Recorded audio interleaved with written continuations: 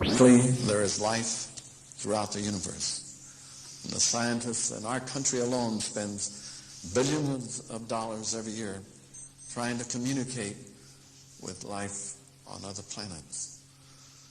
And here is a person that has not only communicated, but has been communicated to. And we will hear from her and have the joy of her. And it is our and my great privilege to introduce to you Elizabeth Klarer Fielding. Would you please come forward?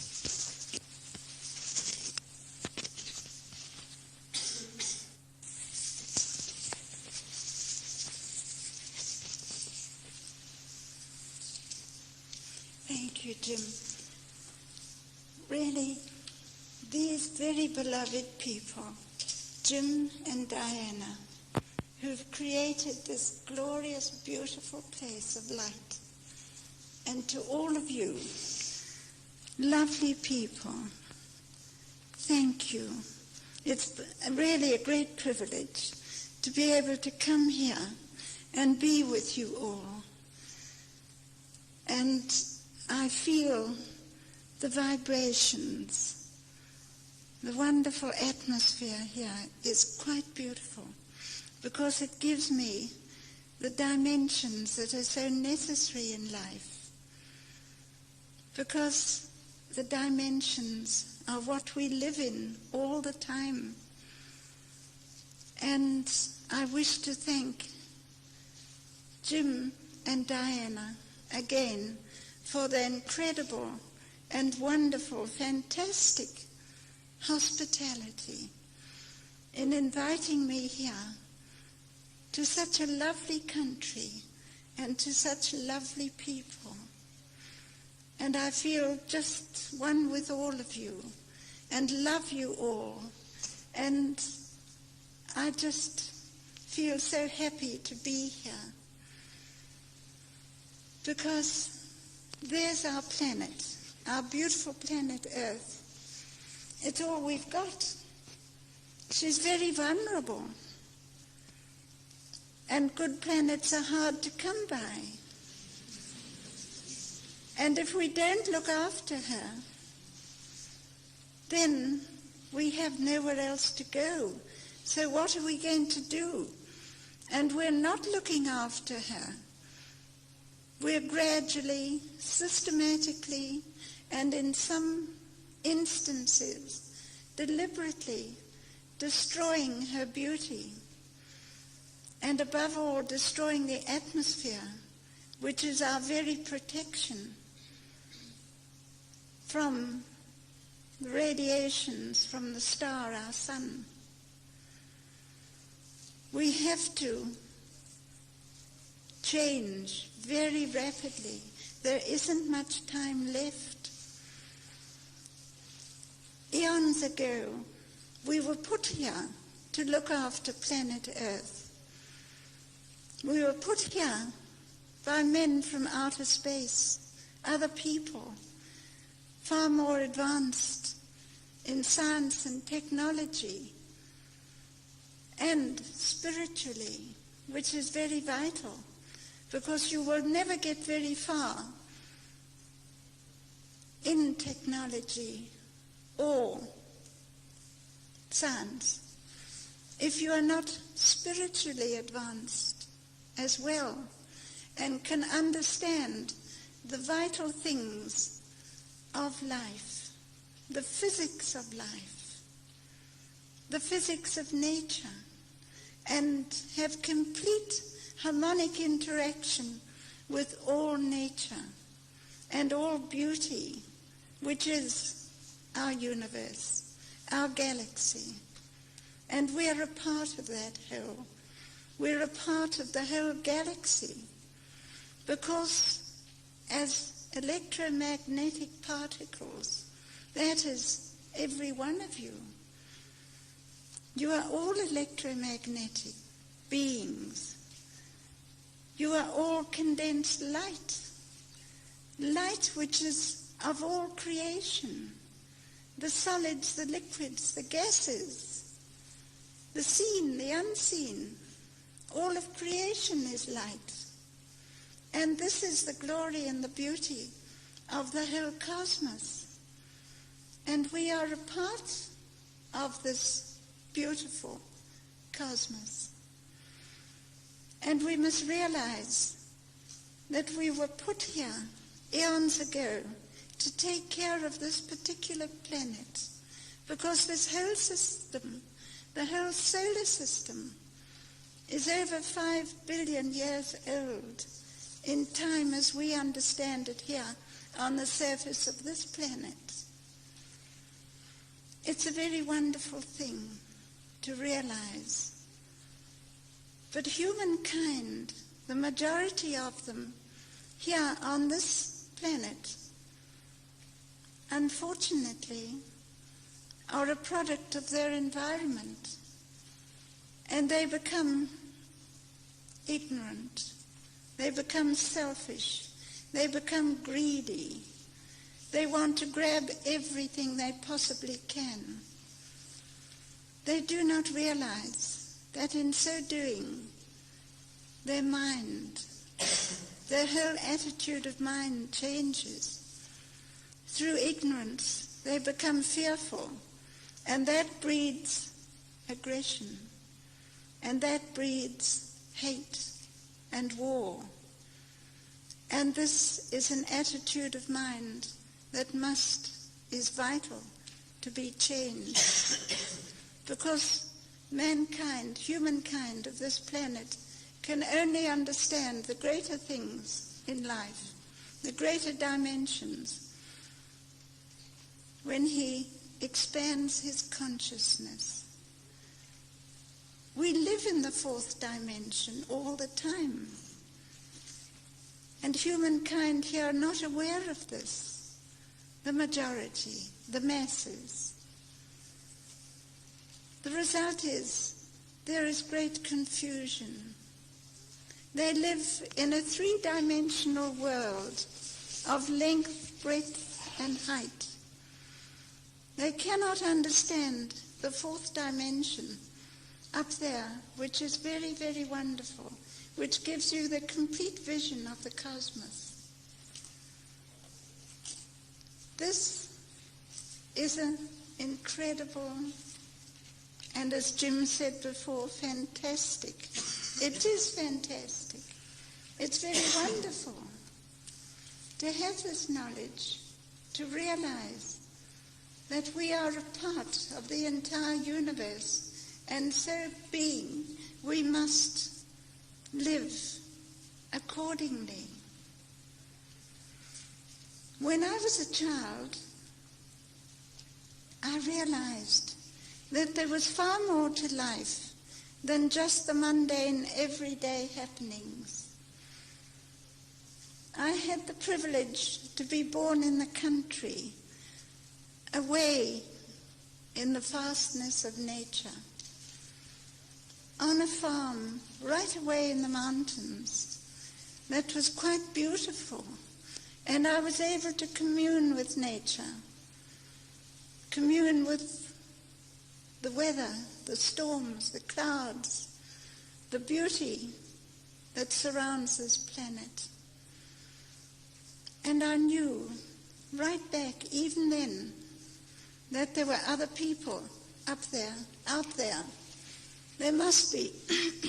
This couldn't be the only planet inhabited by humans, because the human being is the most adaptable creature of all. Then, one afternoon, my sister and I were in the stable yard, and I'm a great animal lover, great nature lover. And we saw this great object going across the sky. It was about the size of that globe of Earth. And it went quite slowly across the sky. And we were feeding our puppies at the time. And they, of course, felt this. I don't think they even saw it, but they sensed it. And they ran yelping into their kennel. And of course we both ran for the house to tell our parents what we had seen. And they were sitting on this wide veranda, a stoep as we call it in South Africa. And they couldn't see it, of course, because the veranda roof sloped down like that. And I remember them saying, "It must have been a meteor." And I said, "No, that was no meteor." I knew then. Within me I knew. And this was how it all started. I became interested in the sky, in all that happened around me. I learned to fly aeroplanes, to go up there into the sky and to see, to find out what was happening, to go into the storm clouds, to find out all about nature and the natural physics of this planet. Then, to cut a long story short, because this is a very, very long story, and this evening I can only touch on the fringes of it. It's such a tremendous story. Then, later, when I was married, we were flying up from Durban to Johannesburg. Now, this is quite a long distance. It's about 400 to 500 miles. And we took a shortcut across the Drakensberg, which is the most beautiful range of mountains. And as we took off from the landing field, which only consisted of a windstock, and it was long veld grass, as we call it, at that time, long seeding grass, and we were in a DH plane, that's a de Havilland light plane. My first husband was the pilot, and I was the navigator. And I looked to the east to get my bearings, and there, coming out of the sky, was a great blue-white sphere, coming straight for us on a collision course. And I forgot about the earphones and tapped my husband on the back of his neck, and he turned and saw this. And of course, we lost altitude. He got such a shock. And this enormous craft came straight for us. And as it approached us, it leveled out and paced beside us. And I could see this enormous ship. She was beautiful. A great hull that was spinning, and a flattish dome, and through the portholes were lights. You haven't got these beautiful rainbow-colored lights on, Jim.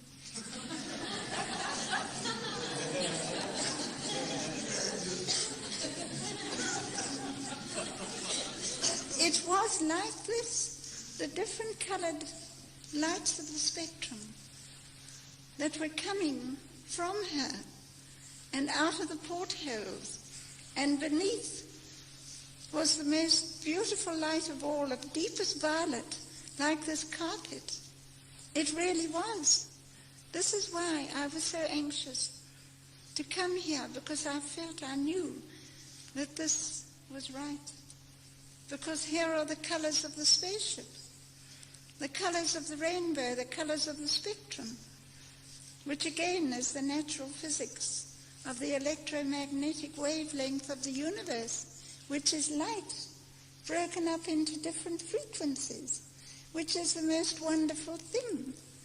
And there she was, this great ship of light, pacing beside us. And all the time we were losing altitude over the mountains. Then she suddenly disappeared in a tremendous burst of white light, and she was gone. Well, we managed to rectify the plane, because by then we were being hit by a lot of turbulence over the mountains. And we landed safely eventually at the airfield in Johannesburg.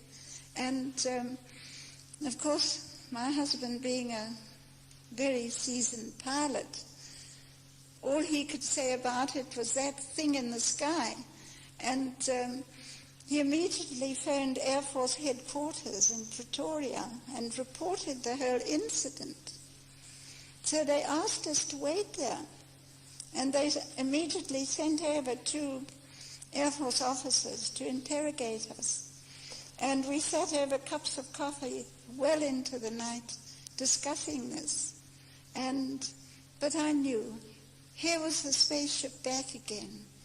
I didn't say anything, because my woman's intuition, I knew, would not be understood by very down-to-earth Air Force officers. So I kept my thoughts to myself. And as time went on, the Second World War, just prior to that, we were stationed in England at de Havilland's experimental station, which is at Hatfield in Hertfordshire in England.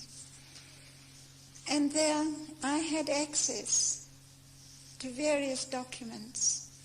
By then I was in Air Force Intelligence, South African Air Force, seconded to the Royal Air Force Intelligence. So I had access to these documents.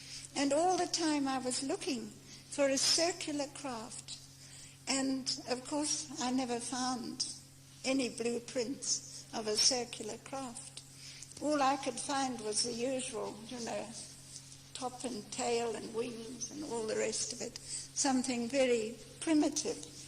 And anyway, the Second World War came about, and this is all history. And then eventually, when I got home again to South Africa, the first thing I was allowed to do was to fly again. And the first thing I did was to fly into those beautiful Drakensberg Mountains, seeking all the time in the sky for that spaceship. And I knew the communication was there, because this was telepathic. It was very real, because I had practiced telepathy.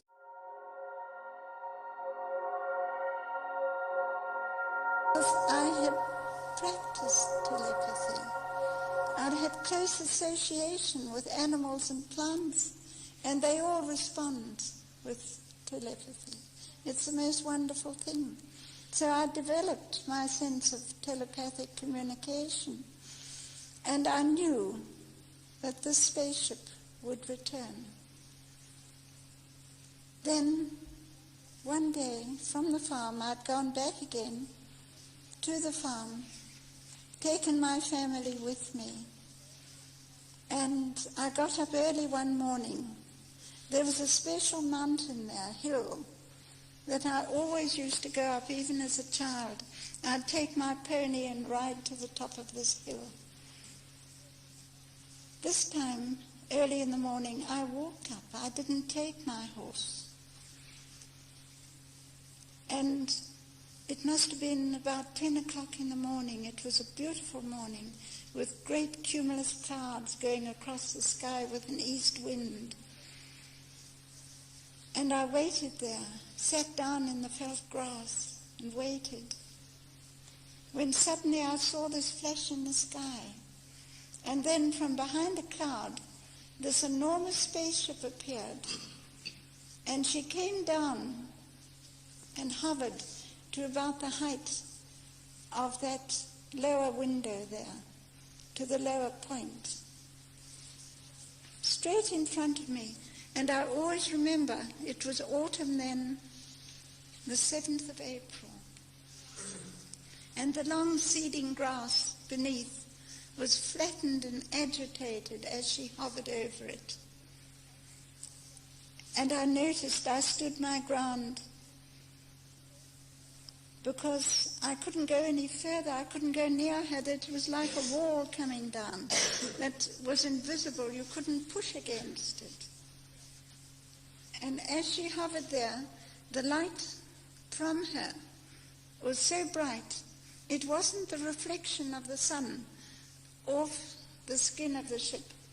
It was her own light that affected my eyes. That's why I didn't want to be in the spotlight now.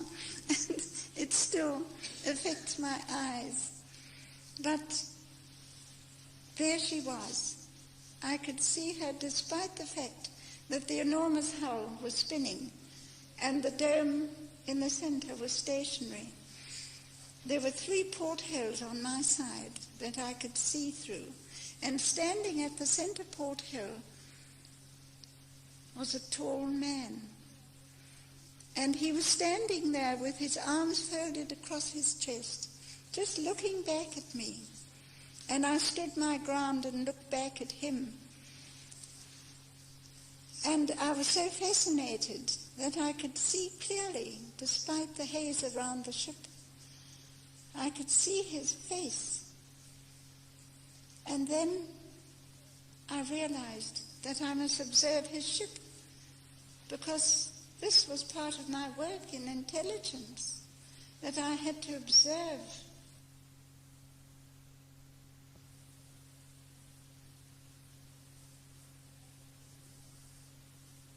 Rapidly.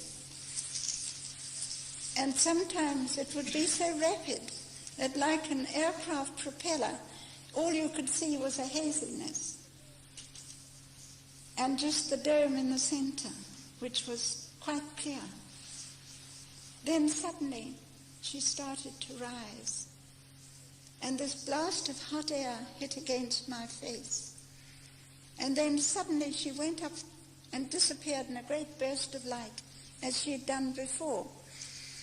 At the same time, I sat down suddenly in the grass. I realized that I was going up too. My hat just went up and disappeared into the sky. I never saw it again. And I realized that I would also go up with the force of gravity, and anti-gravity rather. And so I sat down in the grass and thought about it for a long time. What had gone? Maybe I hadn't realized. Maybe I was a little afraid. Maybe I wasn't ready. And then it wasn't until 18 months later that I went up the same mountain. And there she was, landed in the dip in the top of this mountain. And standing beside her was the tall man. I never hesitated. I ran straight to him down that rough slope. I felt as if I had wings to my feet. I never even tripped over these great tufts of grass and stones and rocks and all sorts of things. And I held out both my hands to him. And he took them, saying, "You are not afraid this time." And I was so overcome that all I could do was to just shake my head. I couldn't say anything. And then everything happened at once. He just picked me up, stepped onto the hull of the ship, and in through the door that was open halfway between the dome and the hull. And as he walked through, I glanced back over his shoulder and saw the doors close together, and they just sealed. And there was a circular wall. You couldn't see where a door was. And sitting at the controls was another man, and I remember his flashing smile. And as he set me to the floor, which was covered with the most glorious rose-red carpeting, type of springy carpeting. And the first thing I did was to go straight to the porthole to look out, because I could feel this. There was a vibration coming through the floor. And as I approached the porthole, it just closed like that in front of me, and the whole wall was just smooth, shiny, curved wall. And then the tall man came to me, picked me up again as if I was a feather, and sat me down on the bench. There was a half-moon bench, this side and that side. And in the center like that was the viewing lens. A most beautiful viewing lens that came up almost to the height of the globe. And it was a golden crystal. And it was half into the floor. And encircling it was a band of gold, pure gold. And he gently said, look into the viewing lens and you will see everything. And there was just the scene of everything. I could see above, below, and to the side, in all directions, as if I wasn't in a spaceship. And I realized that the walls were changing color as we were moving, changing color like you've got here, the rainbow colors. And the circular, smooth walls. And the colors were beautiful. Then there was this great dome above. And that was also changing color. And the light simply came from the walls and the dome. There were no separate electric lights at all. The whole lighting system just emanated from the walls and the dome. And there were certainly no separate lights. And there were no cables or anything to connect it. It really was the most beautiful sight. And then I spent the whole day with them. They took me with them and brought me back again that late evening. And so the whole story began from that. And after that, I had 9 wonderful years of earth time with Arkan. That was his name. Of course, I've written a book about it. It's all in my book, which is entitled Beyond the Light Barrier.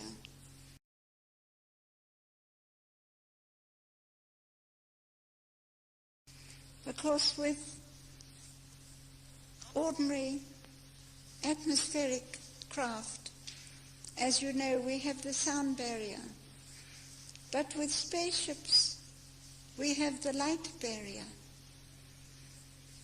And she is created. We never talk about construction or anything like that. She is literally created in space from pure light energy into substance. Now this is just the opposite to the atomic bomb, which is created from substance into energy. That is the destructive way of doing things. They create from pure light energy, which is the electromagnetic wavelength of the entire universe in which we live. And we live in different frequencies within this, as you know, and as you live and think. So you really are. This is true. You cannot go into that spaceship unless you know exactly what is happening. As I mentioned just now, they create her from pure light energy into substance, and this is done in space, so that she takes the natural circular shape of all celestial objects, and she is a duplication of nature. She uses the electromagnetic space, the electromagnetic wavelength of space to create her power system. And this basically is different frequencies of light. So that the whole skin of the ship is created with an atomic structure that is conducive to energizing. So that when the ship is in movement, the whole skin of the ship glows. And this is what happens. Can I sit down? Thank you.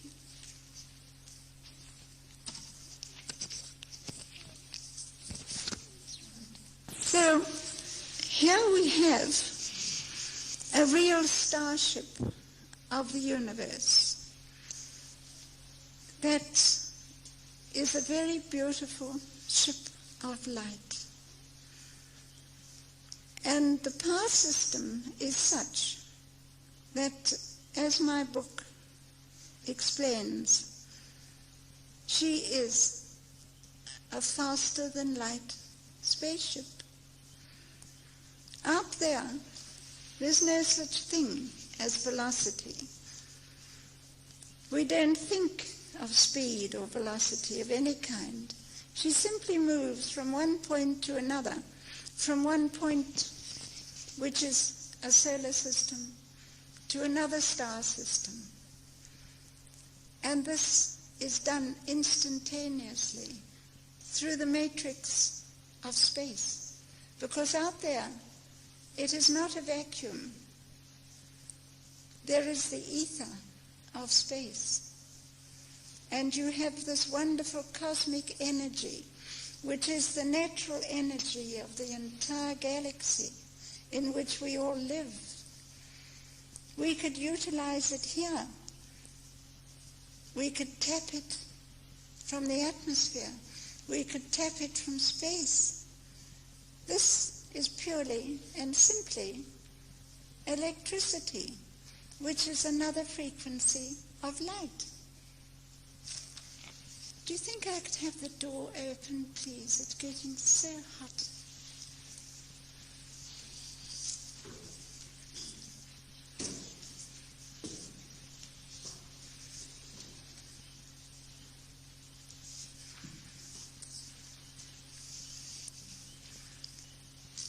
So here we have, it's not going to affect you there, I hope. You're not going to be too cold. Or could I sit over there by the door? Or is it all wrong of me to ask that? But anyway, here we have something that is very beautiful, very natural, very wonderful. But we are dealing also with electromagnetism, which is also a frequency of light.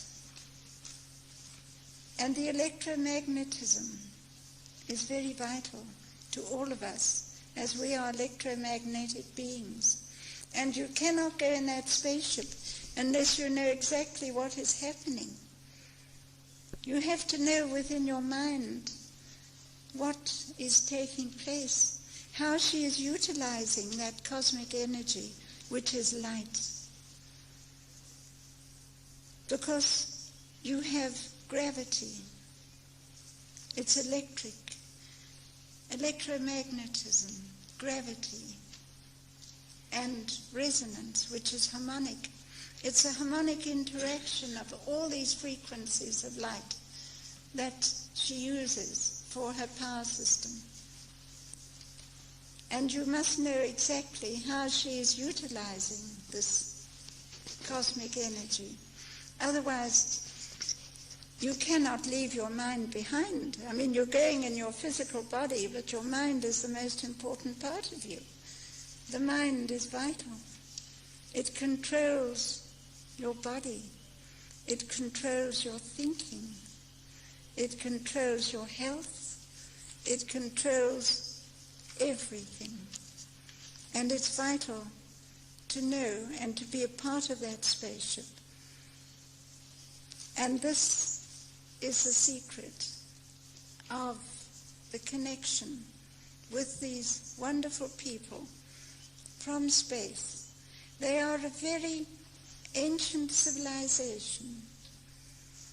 They put us here in the first place to look after this planet. We were not descended from the primates of this planet. We were fathered by men from outer space, eons ago, millions of years ago. They are millions of years ahead of us. They live very beautiful lives. Their civilization is simple. It's not complicated, full of drastic happenings as we have to experience here. They have an abundance of everything. Everything is taken care of and guided and organized by the scientists, the astrophysicists, the meteorologists, who understand the weather patterns and how vital that is to the life of a planet, all the flora and the fauna, and how what happens on the surface of a planet, you must realize, affects the star of that system. You are all connected to the star of your system. What happens on the sun affects you. It can affect your heart. It can affect the rhythm of your heart. Because when you get the maximum period of sunspot cycle, you get these vast solar flares that come out from the sun, from these sunspots that are triggered off by magnetism. And it can affect the rhythm of your heart. And that's why so many people can suffer from heart attacks.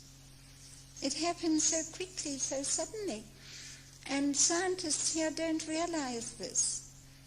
Majority of them are a lot of guesses anyway, as far as the universe is concerned. They have no idea really what the universe is and how organized and intelligent it is. We live in an intelligent universe where nature is organized so wonderfully. And we're about here on this planet to disrupt that organization. We're chopping down the trees.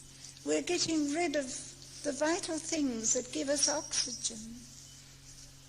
And where we chop down trees, the deserts will appear. And more deserts will spread until we'll do what they did to Mars.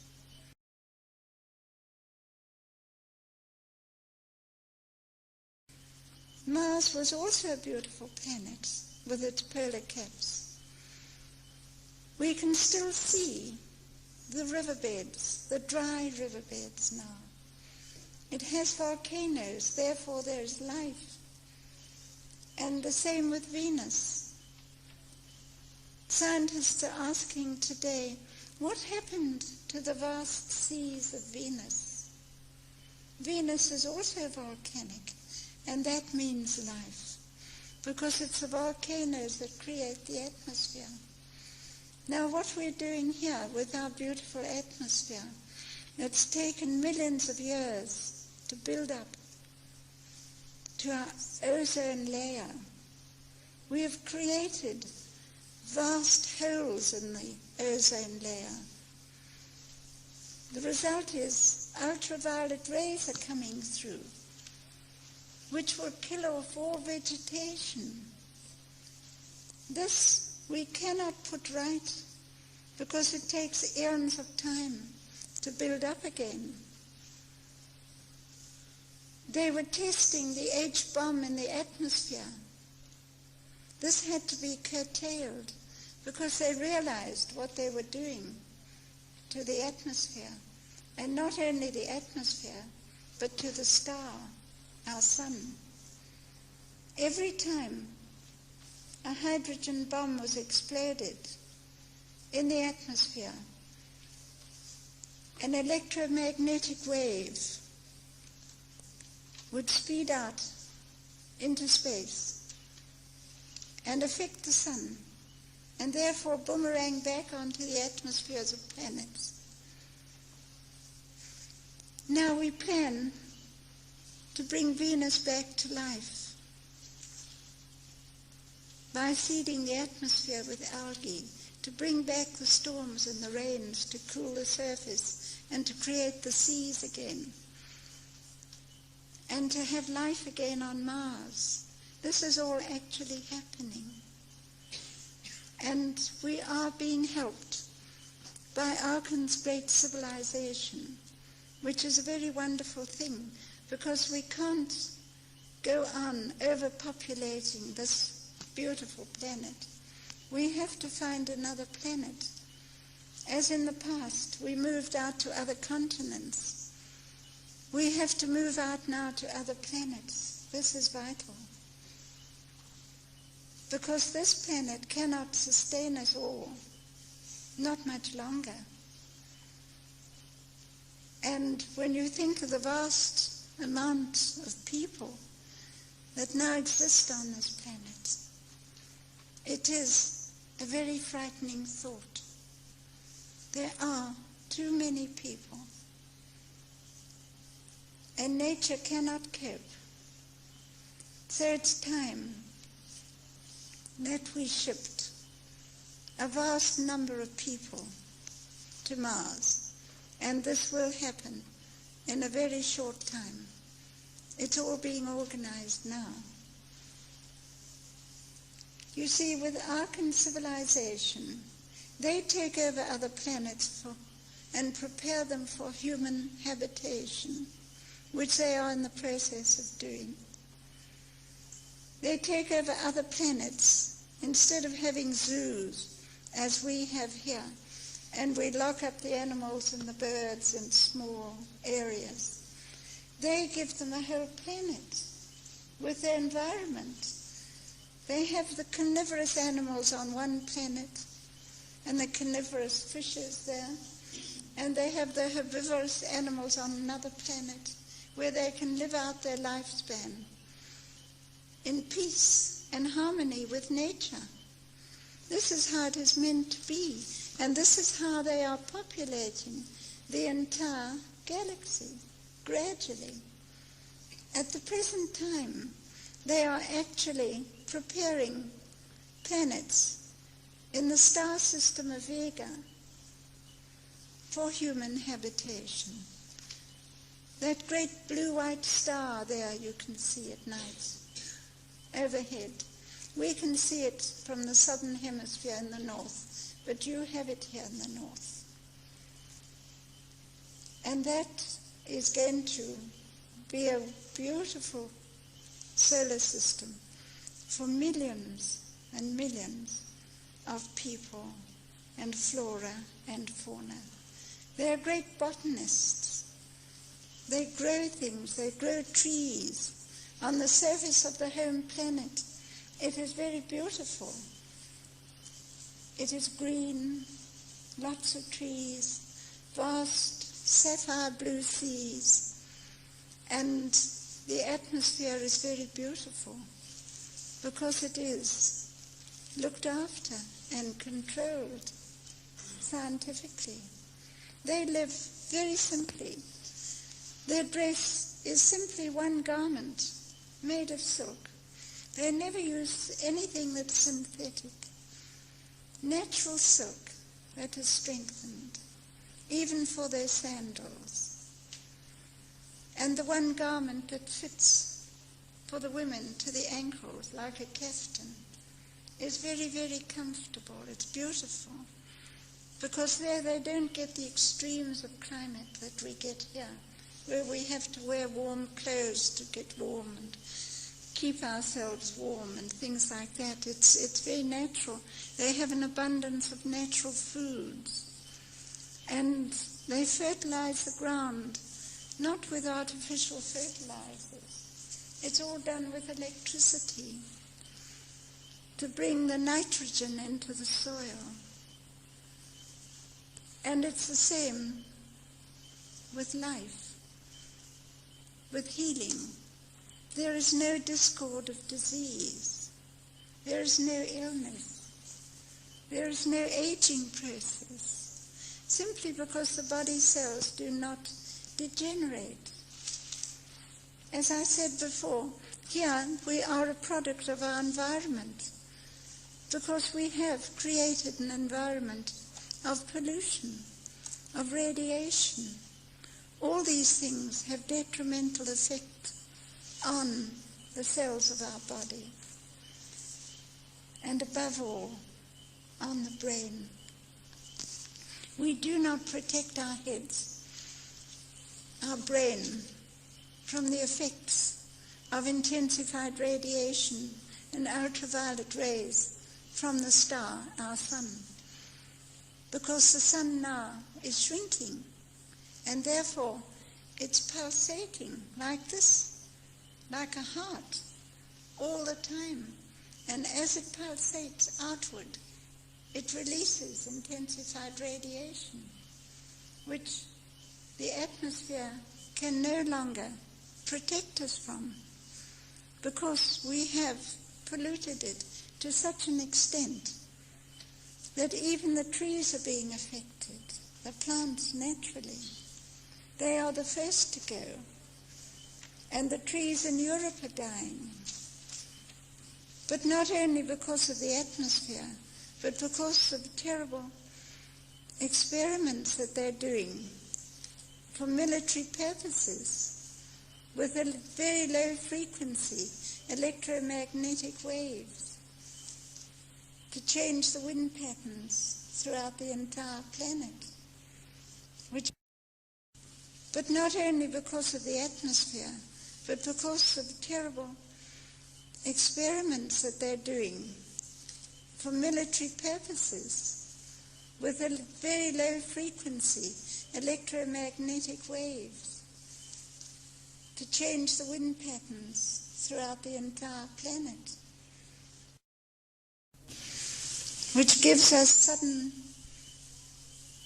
extreme weather, like sudden cold, sudden blizzards, great storms and hailstorms, and all this is being done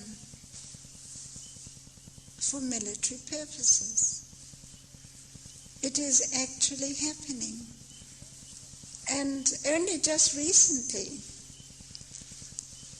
Arkan civilization intervened in Russia at the Baikonur Space Center.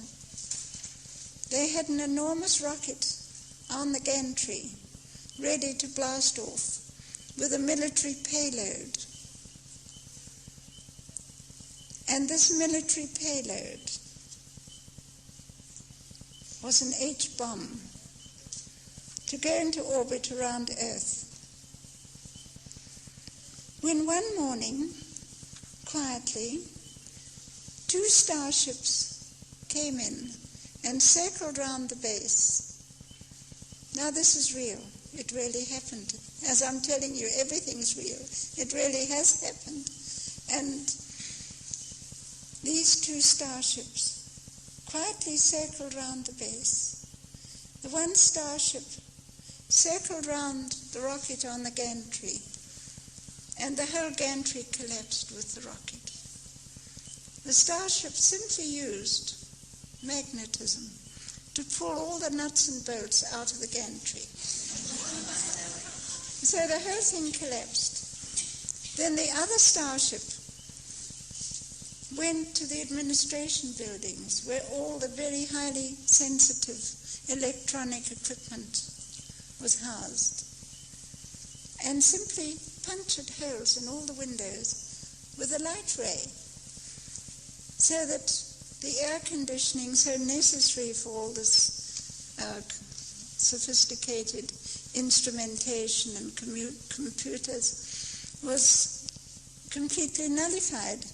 And before anyone could even get out of their chair, the 2 starships disappeared into the sky, and it was all over. So they are starting to come in now into our atmosphere on very close surveillance to see what we're up to and to intervene when necessary because there was another incident that occurred just recently, actually last year, when a great starship quietly came across one morning over a very highly sensitive atomic submarine base. Immediately, the jet fighters were sent up to intercept the spaceship. And the spaceship simply blasted 5 of them out of the sky and rammed the 6th one. The 6th one wasn't that badly damaged, and the pilot wasn't hurt, and he was able to land. At the same time, they released the atomic missiles from the silos at the spaceship, but she simply blasted them with the light ray before they could leave the silos. So there was a tremendous explosion. Actually, it was an atomic explosion, and the result was all the other military equipment and other explosive devices in the vicinity were also triggered off. So there was the most tremendous explosion. This was actually on the news. And so this is what is happening. They are keeping a very close watch on us now because we are moving into space and we're taking war into space. And this is what they will stop. They will intervene and stop us taking aggression and war into space, because this is the first thing and the most vital thing because of our atmosphere. Would you like the door shut? I'm sure you're cold now, please. I think it's cooled down enough. Thank you. I don't want you to catch cold. Good one? I'd love it, thank you. But please close the door because I feel you're getting cold there. It's pretty hot stuff there. Thank you.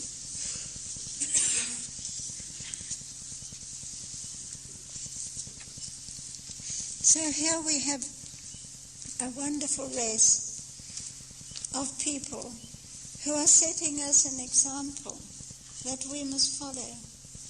It's a very wonderful example. They're a very gentle people. They don't have wars. It doesn't exist with them. They have no monetary system, so there is no greed. There is no starvation. There is no want. It really is a utopia, and it really does exist. And their way of living and thinking is one of creation and construction. They live in harmonic interaction with all things, which is so vital. They use harmonic mathematics because that spaceship, when you realize how she is created in the harmonic interaction of her shape and the radius of her size is a harmonic, as it is throughout the entire universe. Everything is harmonic. In the electromagnetic wavelength of light, you have the harmonic sounds, you have the colors, you have everything in that electromagnetic wavelength. And it's very wonderful because it can be used for constructive purposes, not for destructive purposes. It can be used for the most incredible communication that is instantaneous. And as the spaceship moves in space, there's no such thing as radio wave propagation. you simply tune in with your mind to your destination, and the spaceship goes immediately to that destination. It can be another star system, 26 light years away, as Vega is 26 light years away, or the home planet in Proxima Centauri, which is 4 light years away. Well, this is near. This is our nearest neighbor. This is no distance at all.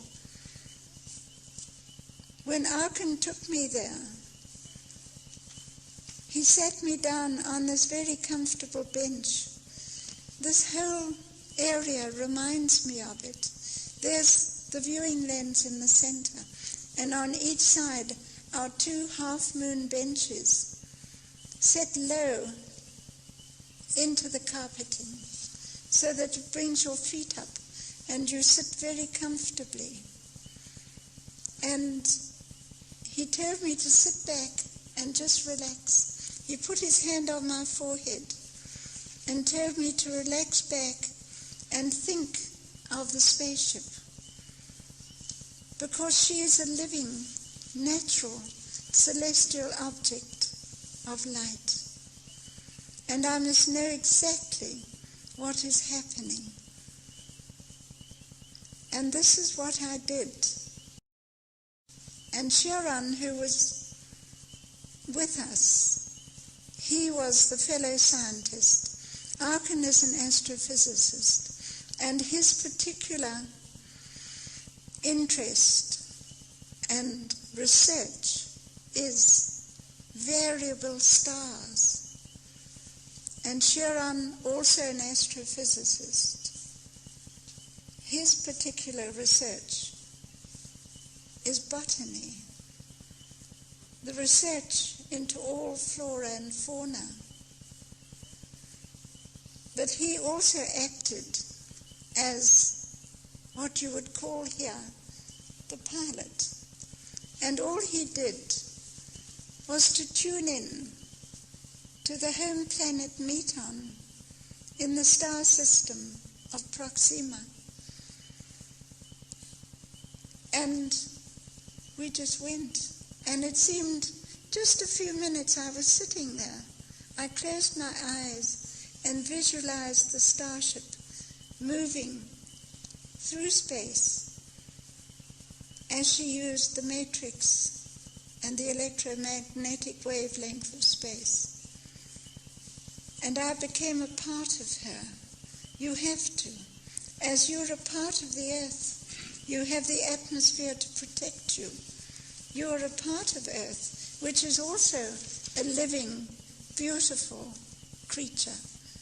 Earth is living. And every now and again, she gets annoyed with all the creatures on her surface, and she shakes them off with an earthquake or a volcanic eruption. And now and again a volcano will blow its top, and that's how Earth reacts, definitely, to the masses of humanity over her surface. And when you look down there onto Earth and you see these masses of people down there, you wonder how she can bear much longer with it. Anyway, you become one with her, as you do with the spaceship, and you understand exactly how she moves from one star system to another. And it is all done through the mind. Through Sharon's mind, he tunes in to the home planet. And it was just a few minutes that I opened my eyes, and Arkin said to me, "Watch the viewing lens." And there, as we approached this beautiful star system, it's a triplet system.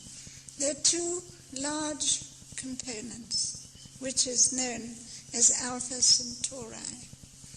And further away is the smaller component, the smaller star, which is Proxima Centauri.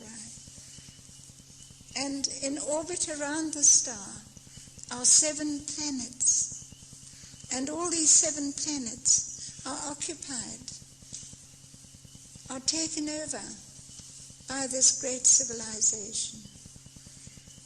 And they live in beauty with nature. There are no cities.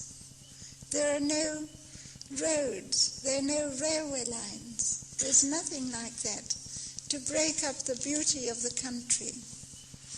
Everything is perfectly natural and beautiful.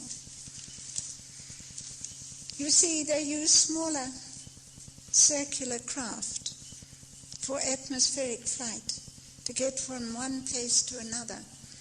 And these use the same power system, which is anti-gravity, which is the frequency of light.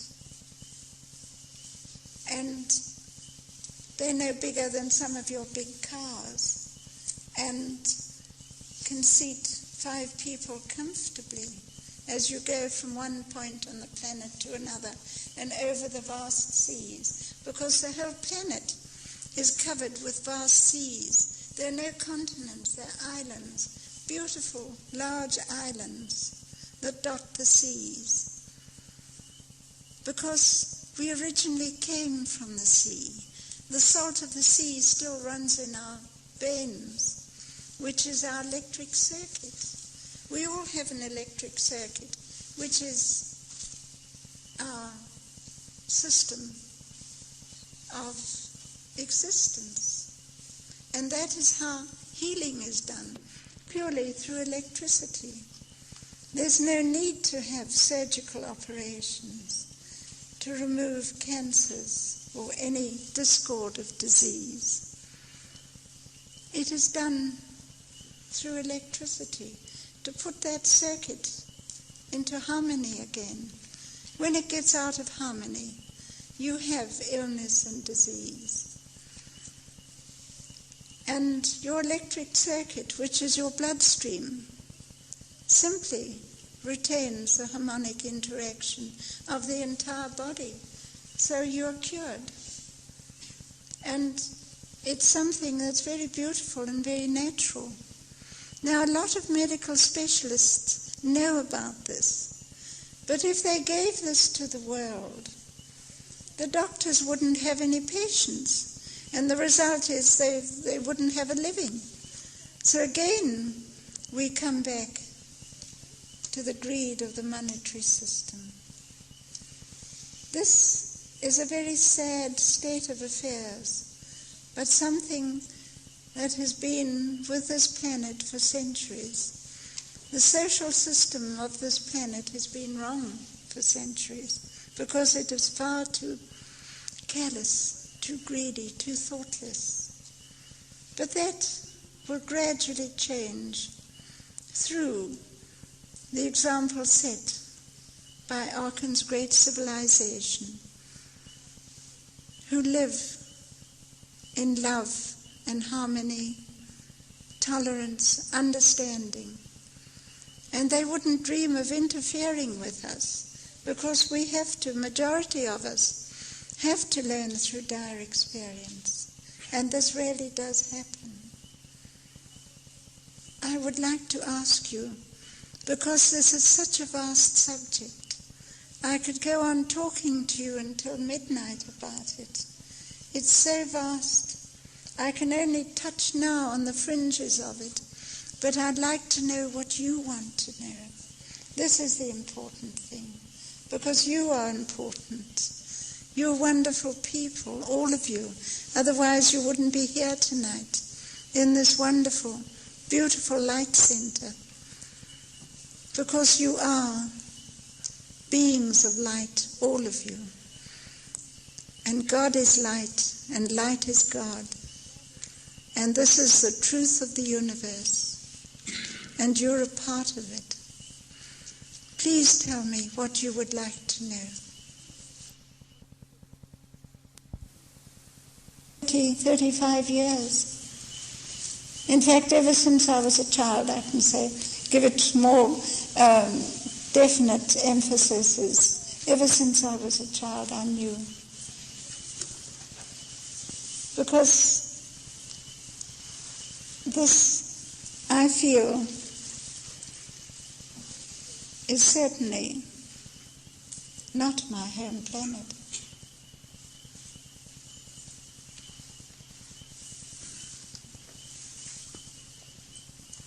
Would you tell why we can't live on his planet, please? Because of the number of stars? You see, there's a higher vibratory rate, and your heart has to become acclimatized to a higher vibratory rate, because the rhythm of the heart is the important thing. I mean, they can do heart transplants and all sorts of things, but that is just a pump. The rhythm is the important thing, because this is the physics of entire being, of the entire life of a being. And this is all in the electromagnetic wavelength again, which brings us back to electricity.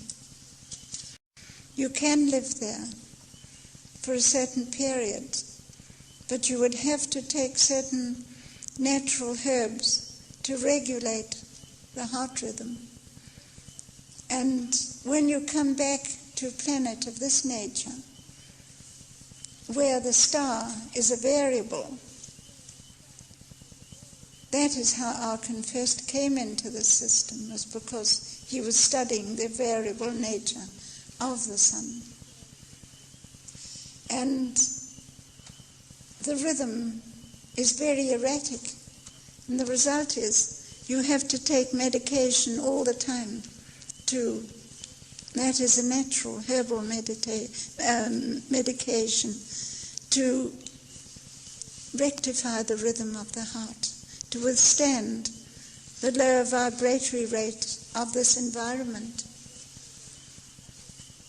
Because there you have the light from 3 stars. There's never any night. There's always light. Because when the 2 larger components set with the rotation of the planet, the smaller star rises. So there is always light there. It is a system of light. Yes, dear. Are we familiar with this herb, and would it be constant for everybody? Do we know this herb that you're speaking of? I beg your pardon, sorry. The herb that you're mentioning, is it familiar to Earth people? The home planet, Yes. Meton. The herb. You're saying one would have to take an herbal medication. Oh, herbal, yes. Yes. It is a natural herb that we can grow here too. In fact, yes. Which one is it? It grows in the mountains. It won't grow in the lowlands at all. Is there a name to it? Or? It is a silver herb.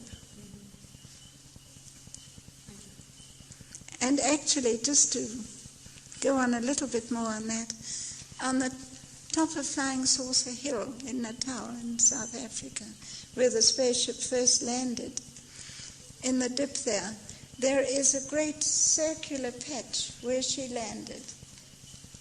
And the grass is greener in that circular patch. And these herbs are actually growing there. It's a silver herb, and it's very beautiful. And it's the same up on the heights of Cathkin, where she also landed. And they photographed it, and they photographed it from the air. Particularly from the air, you can see the circular patch, because you can see so much more from air photography than you can on the ground. Thank you. Yes. When you were gone for a period of time, was that time equal corresponded with time here? No, time varies. It varies wherever you are.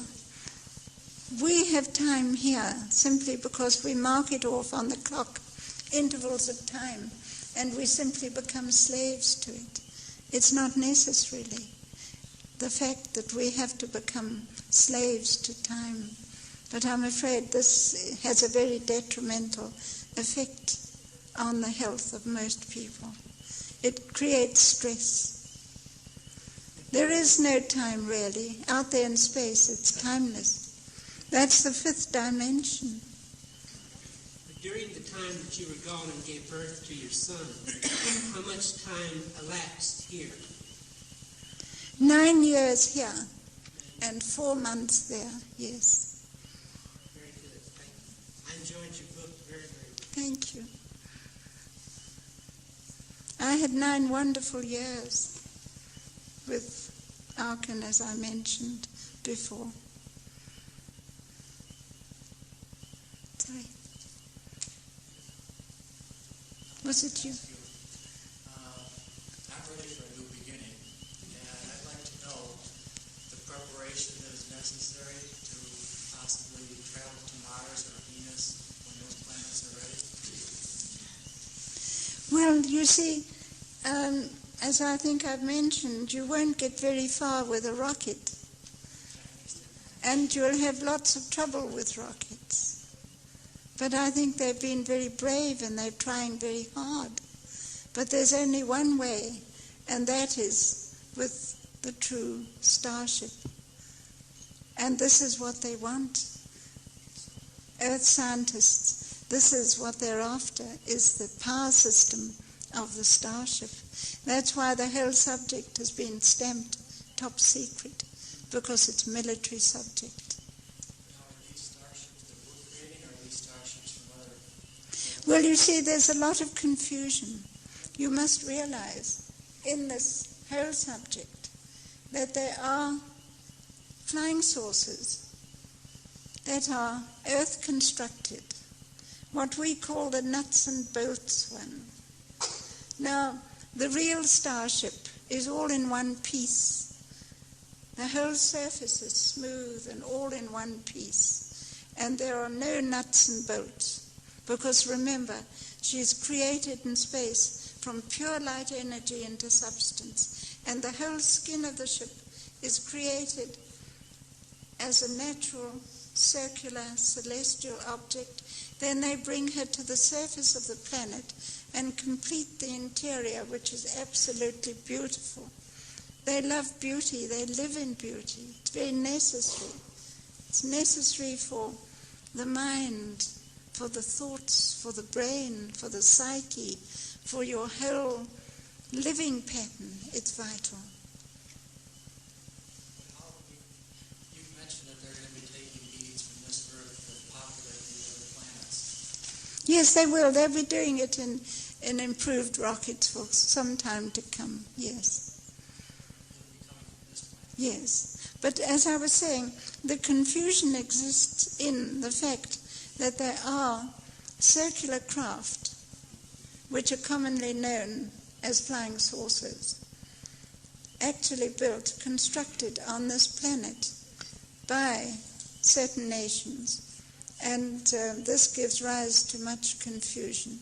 And we, as meteorologists, can tell the difference because it has a different effect in the atmosphere. Now, at the end of towards the end of World War II, the German scientists were, of course, then working towards space flight. And they created the rockets. And I know Professor Hermann Oberth personally. He is the father of the rockets. And he's now 93 years old and a very wonderful scientist. And at that time, they were building certain craft, helicopter type of craft, that was top secret. We classified them as V7s. And they were constructing these craft in the the forested eastern areas of Germany, and in underground hangars and in the sides of mountains. And as they perfected these craft, they flew them out to a secret base, because by then, towards 1944-45, they knew which way the war was going. And anyway, this is history, and it's all in my new book, which is entitled The Gravity File. And they had these craft, and the Russians, of course, knew about them. And at the end of World War II, they split. You here in America took half the German space scientists, captured half of them.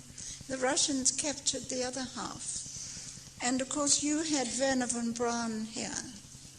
And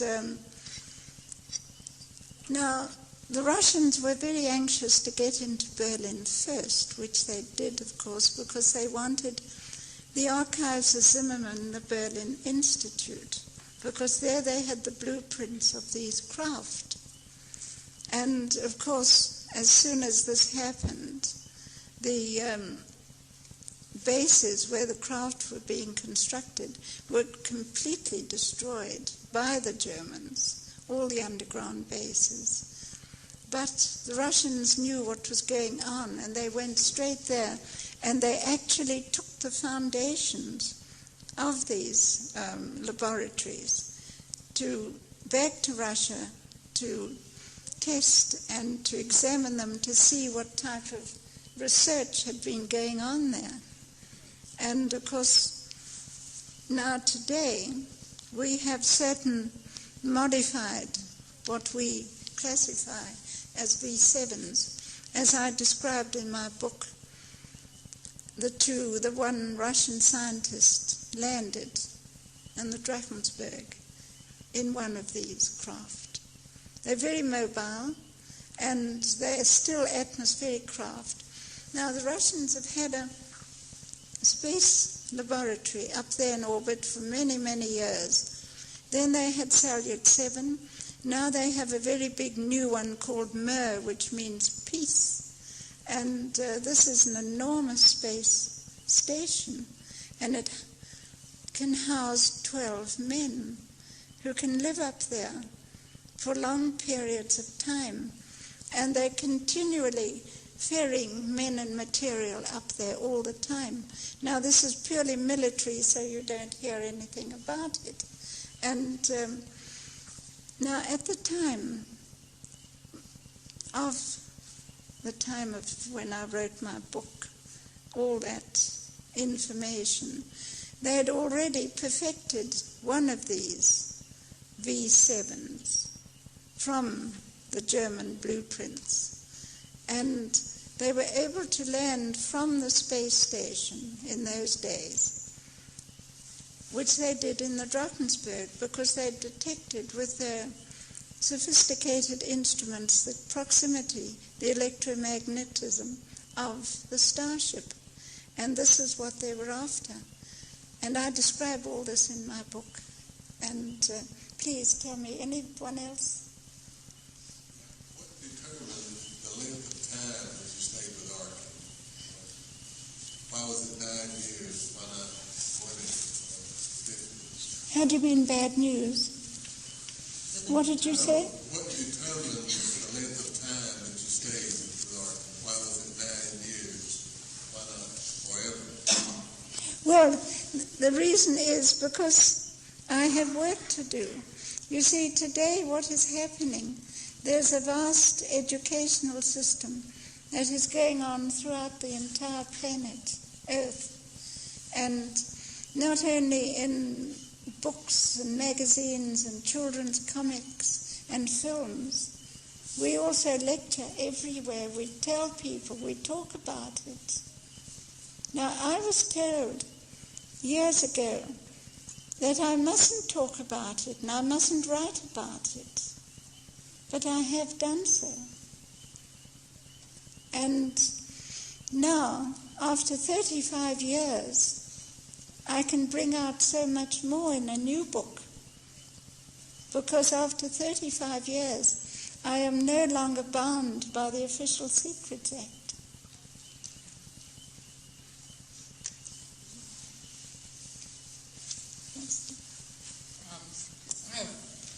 Some question about how this is connected to spiritual awakening.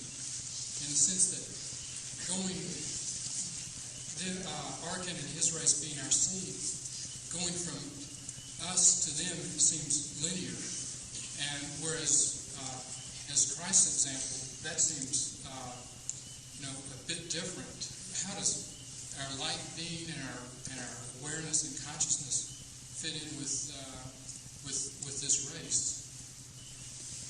Well, as I said, it's an attitude of mind, a way of living and thinking.